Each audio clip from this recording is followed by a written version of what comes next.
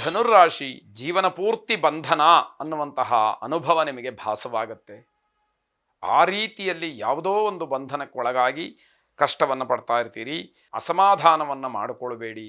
ಎಲ್ಲೂ ಕೂಡ ನಿಮ್ಮ ಪಾಲಿಗೆ ಏನು ಬರುತ್ತೋ ಅದನ್ನು ಬಹಳ ಸಂತೋಷದಿಂದ ಸ್ವೀಕಾರ ಮಾಡಿ. ಭಗವಂತನಿಗೆ ಖಂಡಿತವಾಗಿ ಗೊತ್ತಿರುತ್ತೆ ಯಾರಿಗೆ ಯಾವುದನ್ನು, ಯಾವ ಒಂದು ಸ್ಥಾನ ಮಾನ ಯೋಗ ಯೋಗ್ಯತೆಗಳನ್ನು ಒದಗಿಸಬೇಕು ಅಂತ. ಅದನ್ನು ಭಗವಂತ ಕರುಣಿಸಿರ್ತಾನೆ. ನಮ್ಮ ಪಾಲಿಗೆ ಬಂದಿದ್ದನ್ನು ನಾವು ಸಂತೋಷದಿಂದ ಸ್ವೀಕಾರ ಮಾಡಿ ಅದನ್ನು ಅನುಭವಿಸ್ತಕ್ಕಂತಹ ಪ್ರಯತ್ನಗಳು ನಡಿಬೇಕು ಅನ್ನುವ ಅರ್ಥ. ನಿಮ್ಮ ನಂಬಿಕೆ ಮತ್ತು ನಿಮ್ಮ ಶ್ರದ್ಧೆ ನಿಮ್ಮನ್ನು ಕಾಪಾಡುತ್ತೆ. ಎಲ್ಲಿ ನಂಬಿಕೆಯನ್ನು ಇಟ್ಕೊಂಡಿರ್ತೀರೋ, ಯಾವ ಕೆಲಸವನ್ನು ಶ್ರದ್ಧಾಭಕ್ತಿಯಿಂದ ಮಾಡ್ತೀರೋ ಅದು ನಿಮಗೆ ಅನ್ನವನ್ನು ಕೊಡ್ತಕ್ಕಂಥದ್ದಾಗತ್ತೆ. ತಾಳ್ಮೆ ಇರಬೇಕು, ಕೋಪವನ್ನು ಮಾಡಿಕೊಳ್ಬಾರ್ದು, ಇವೆಲ್ಲ ತಿಳುವಳಿಕೆ ಹೇಳಿದಾಗತ್ತೆ. ಆದರೆ ಇದನ್ನು ಕೇಳದಲೇ ಮುಂದುವರೆದಾಗ ಕಷ್ಟವನ್ನು ನಷ್ಟವನ್ನು ಅನುಭವಿಸ್ತೀರಿ. ಬಯಸದೇ ಬಂದಂತಹ ಭಾಗ್ಯ ನಿಮ್ಮದಾಗಿರುತ್ತೆ. ಅದು ಬರುವವರೆಗೆ ಕಾಯಬೇಕಾದಂತಹದ್ದು.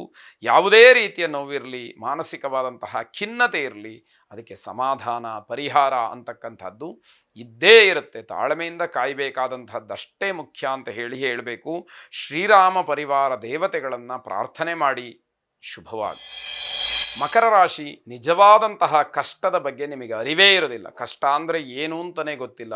ಯಾವುದೋ ಒಂದು ದುಡ್ಡು ಕಾಸಿನ ಸಮಸ್ಯೆಯೋ, ಇನ್ನೊಂದೋ ನೀವೇ ಮಾಡಿಕೊಂಡಂತಹ ಸ್ವಯಂಕೃತ ಅಪರಾಧದ ಬಗ್ಗೆ ಸಮಸ್ಯೆಯೋ, ಅದು ಮಾತ್ರ ಕಷ್ಟ ಅಂತ ನೀವು ತಿಳ್ಕೊಂಡಿರ್ತೀರಿ. ನಿಜವಾದಂತಹ ಕಷ್ಟದ ಅರಿವು ನಿಮಗೆ ಗೊತ್ತೇ ಇಲ್ಲ ಅಂತ ಹೇಳಬೇಕು. ಕುಟುಂಬ ಸದಸ್ಯರ ಜೊತೆಯಲ್ಲಿ ಕಾಲವನ್ನು ಕಳೆಯುವುದಕ್ಕೆ ಅವಕಾಶ ಇದೆ. ನಿಮ್ಮ ಜ್ಞಾನದ ಜೊತೆಗೆ ನಿರಂತರವಾದಂತಹ ಸರಿಯಾದ ಪ್ರಯತ್ನ ಬೇಕು. ಇಲ್ಲದೇ ಇದ್ದರೆ ಅದು ಎಲ್ಲ ವಿರುದ್ಧವಾಗಿ ನಿಮಗೆ ಫಲವನ್ನು ಕೊಡ್ತಾ ಹೋಗುತ್ತೆ. ದುಃಖ ನಿವೃತ್ತಿಗೆ ಸರಿಯಾದಂತಹ ಮಾರ್ಗ ಬೇಕು. ಜೊತೆಗೆ ನಿಮಗೆ ಆ ಮಾರ್ಗ ಸಿಕ್ಕೋದಿಲ್ಲ. ಹಾಗಾಗಿ ಏನೇ ಸಂಪಾದನೆ ಮಾಡಲಿ, ಏನೇ ಒಳ್ಳೆಯ ಕೆಲಸ ಮಾಡಲಿ, ಯಾವುದೇ ಪ್ರಯತ್ನ ಮಾಡಲಿ, ದುಃಖದಿಂದಲೇ ಅದನ್ನೆಲ್ಲ ಆ ಸಮಯವನ್ನು ಕಳೀತೀರಿ ಅನ್ನುವಂತಹ ಅರ್ಥ. ಬೇರೆಯವರು ನಿಮ್ಮ ಕೆಲಸದಲ್ಲಿ ಸಹಾಯ ಮಾಡ್ಬೋದು, ಆದರೆ ನಿಮಗೆ ನಂಬಿಕೆ ಇರುವುದಿಲ್ಲ. ಈ ರೀತಿ ಎಲ್ಲವನ್ನು ಕೂಡ ದೂರ ಮಾಡಿಕೊಳ್ತಕ್ಕಂತಹದ್ದು. ನೀವು ಉಳಿಸಿದಂತಹ ಹಣ ಅದು ಆಪದ್ಧನವಾಗಿ ನಿಮಗೆ ಸಹಾಯಕ್ಕೆ ಬರುತ್ತೆ ಅನ್ನುವಂಥದ್ದು ಒಂದು ವಿಶೇಷ. ಗೋವಿನ ಪೂಜೆಯನ್ನು, ಗೋಸೇವೆಯನ್ನು ಮಾಡಿ, ಗೋವಿಗೆ ಅಕ್ಕಿ ಬೆಲ್ಲವನ್ನು ಕೊಡಿ, ಪಾಪವನ್ನು ಕಳ್ಕೊಳ್ಳಿ, ಪುಣ್ಯವನ್ನು ಸಂಚಯನ ಮಾಡಿ. ಶುಭವಾಗಿ. ಕುಂಭರಾಶಿ ಯಾವುದೇ ಕಾರಣಕ್ಕೂ ಕೂಡ ಆತುರಾತುರವಾಗಿ ಯಾವ ತೀರ್ಮಾನವನ್ನು ಕೂಡ ಮಾಡಬೇಡಿ. ಅಲ್ಲಿ ನೀವು ಮಾಡಿದಂತಹ ತೀರ್ಮಾನ ನಿಮಗೇ ಮಾರಕವಾಗ್ತಕ್ಕಂಥದ್ದಾಗತ್ತೆ.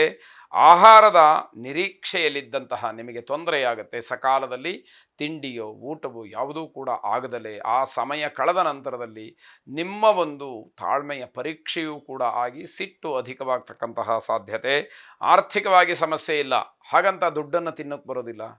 ಯಾವ ಸಮಯಕ್ಕೆ ಏನು ಬೇಕೋ ಅದು ಬೇಕೇ ಬೇಕು ಅನ್ನುವಂತಹ ಅನುಭವ ಆ ಕ್ಷಣದಲ್ಲಿ ನಿಮಗೆ ಗೊತ್ತಾಗುವಂಥದ್ದಾಗತ್ತೆ. ಭರವಸೆಯ ನಿರೀಕ್ಷೆಯಲ್ಲಿದ್ದಂತಹ ನಿಮಗೆ ಕೆಲವು ಹಿನ್ನಡೆಗಳಾಗತ್ತೆ. ಹಾಗಾಗಿ ಯಾರೇ ಏನೇ ಭರವಸೆ ಕೊಟ್ಟರೂ ಕೂಡ ಅದು ಕಾರ್ಯರೂಪಕ್ಕೆ ಬರುವವರೆಗೆ, ಕಾರ್ಯವಾಗಿ ಅದರ ಫಲ ನಿಮಗೆ ಸಿಕ್ಕುವವರೆಗೆ ಯಾವ ನಂಬಿಕೆಯನ್ನು ಕೂಡ ಇಟ್ಟುಕೊಳ್ಳಬಾರ್ದು ಅನ್ನುವಂಥದ್ದು.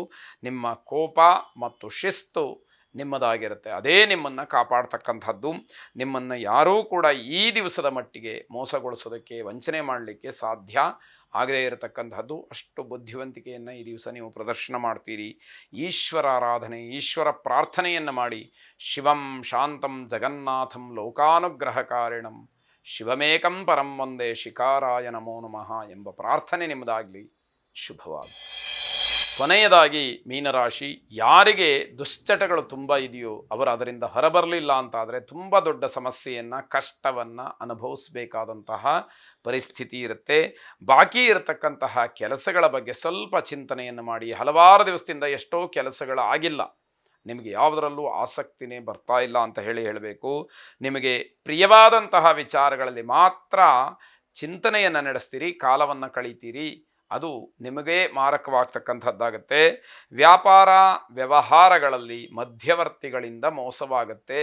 ಎಚ್ಚರಿಕೆ ತಪ್ಪಿದರೆ ಹಣವನ್ನು, ವಸ್ತುವನ್ನು ಕಳ್ಕೊಳ್ಬೇಕಾಗತ್ತೆ ಅನ್ನುವಂಥದ್ದು.